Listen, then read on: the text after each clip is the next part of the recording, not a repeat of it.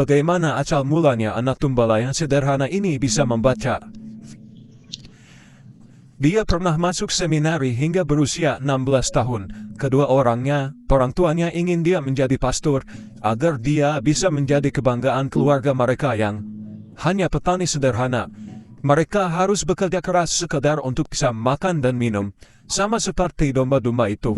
Dia pernah belajar bahasa Latin, Spanyol, dan teologia. Akan tetapi, sejak masih kanak-kanak dia sudah ingin tahu tentang dunia.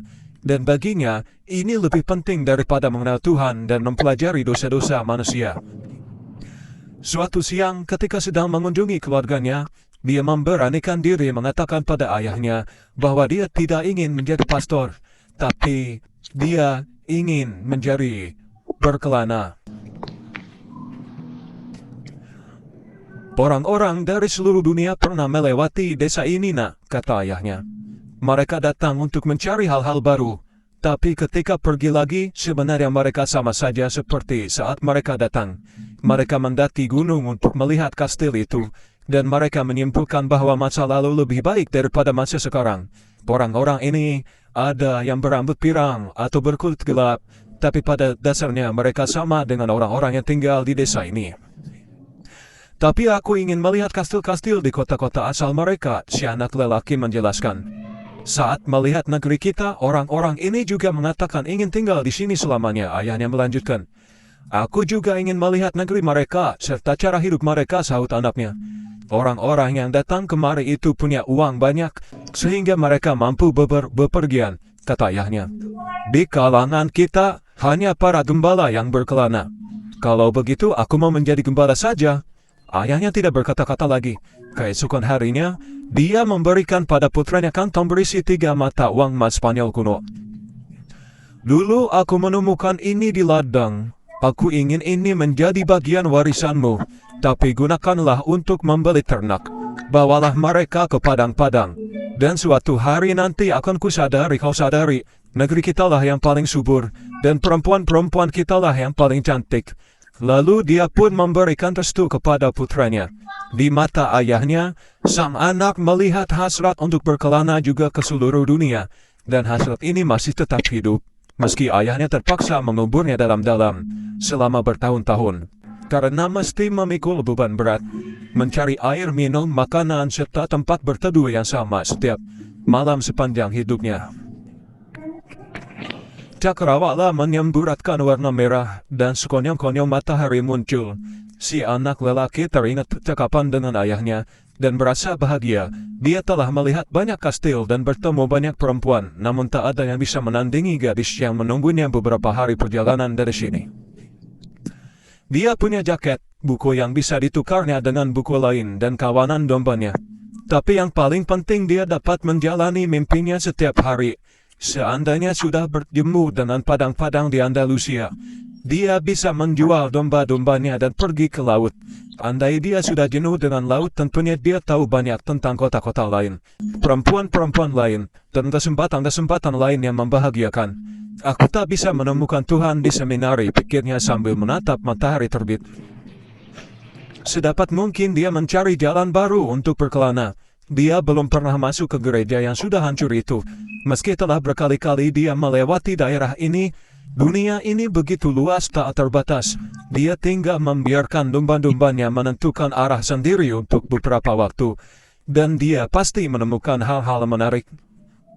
Tapi domba-domba ini sama sekali tidak menyadari bahwa setiap hari mereka menempuh jalan baru. Mereka tidak melihat bahwa padang-padangnya baru dan musim datang silih berganti. Mereka hanya peduli tentang makanan dan air.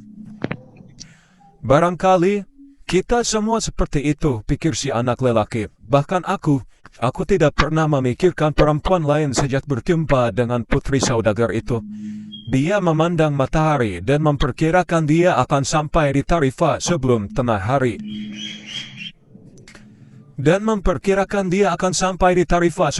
hari. Di sana dia bisa menukar bukunya dengan yang lebih tebal, mengisi botol anggurnya, bercukur, dan pergi memotong rambut. Dia harus mempersiapkan diri untuk bertemu gadis ini. Dia tidak mau membayangkan kemungkinan ada gembala lain yang punya domba-domba lebih banyak, tiba lebih dulu di sana dan meminang gadis itu. Yang membuat hidup ini menarik adalah kemungkinan untuk mewujudkan impian menjadi kenyataan. Pikirnya sambil lagi-lagi memperhatikan posisi matahari. Kemudian dia mempercepat langkahnya. Sekonyong-konyong dia teringat, di Tarifa ada perempuan tua yang bisa menafsirkan mimpi. Perempuan tua itu membawa si anak lelaki ke ruangan di bagian belakang rumahnya. Ruangan itu dipisahkan oleh tirai manik-manik berwarna-warni. Dari ruang tamunya, perabot di ruangan itu adalah sebuah meja, sebuah patung hati kudus Yesus, dan 2 buah kursi. Perempuan itu duduk, si anak lelaki juga disuruhnya duduk. Kemudian digenggamnya kedua tangan anak itu, dan dia mulai berdoa tanpa suara. Kedengarannya seperti doa orang Gipsi. Si anak lelaki pernah punya pengalaman di jalan dengan orang-orang Gipsi. Mereka juga pengelana, tapi mereka tidak punya kawanan domba, kata orang. Orang-orang Gipsi suka menipu, konon mereka juga punya perjanjian dengan setan. Mereka suka menculik anak-anak yang kemudian dibawa ke tenda-tenda misterius mereka untuk dijadikan budak. Ketika masih kecil, si anak lelaki suka ketakutan setengah mati kalau dia ditangkap oleh orang-orang Gipsi. Rasa takut ini kembali menyergapnya ketika perempuan tua itu menggenggam kedua tangannya. Tapi dia punya hati kudus Yesus di sana, pikir si anak, mencoba menenangkan dirinya sendiri. Dia tidak ingin tangannya mulai gemetaran, sehingga perempuan tua itu tahu dia ketakutan. Dalam hati dia memanjatkan doa, "Bapa kami." Menarik sekali, kata perempuan itu tanpa melepaskan tatapannya dari kedua tangan si anak. Kemudian dia terdiam. Anak itu menjadi gugup, kedua tangannya mulai gemetar dan perempuan itu bisa merasakannya. Si anak cepat-cepat menarik kedua tangannya. "Aku kemari bukan untuk minta garis-garis tanganku dibaca," katanya. Belum apa-apa dia menyesal sudah datang kemari. Sesaat dia berniat membayar saja perempuan itu lalu pergi tanpa minta diberitahu apa-apa.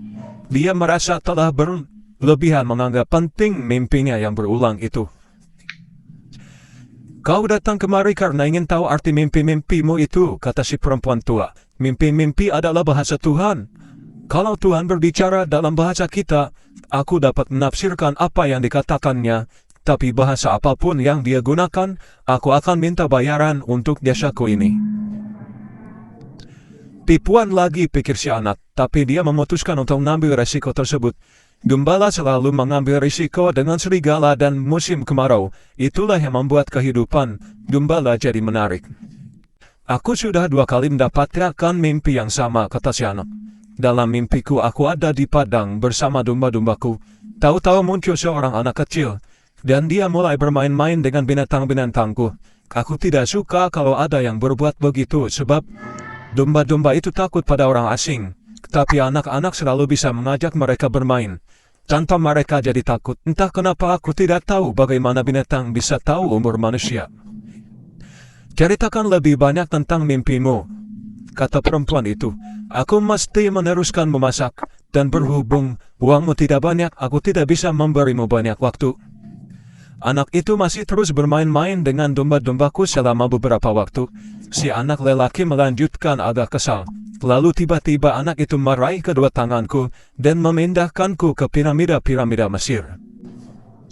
Dia terdiam sejenak untuk melihat apakah perempuan tua itu tahu tentang piramida-piramida Mesir. Tapi perempuan itu tidak mengatakan apa-apa. Kemudian, di piramida-piramida Mesir itu, si anak sengaja mengucapkan keempat kata terakhir itu perlahan-lahan, supaya perempuan tua itu mengerti.